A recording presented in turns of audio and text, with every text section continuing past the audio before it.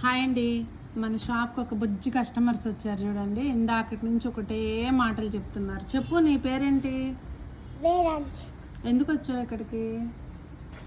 నాకు చేది అక్కడ అది పట్టుకోకు, చెప్పు.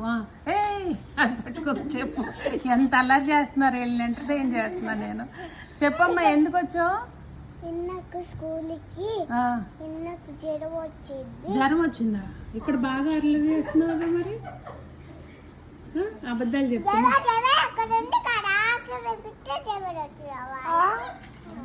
మీకేమన్నా అర్థమైందండి? డీకోడ్ చేయండి అర్థమైతే.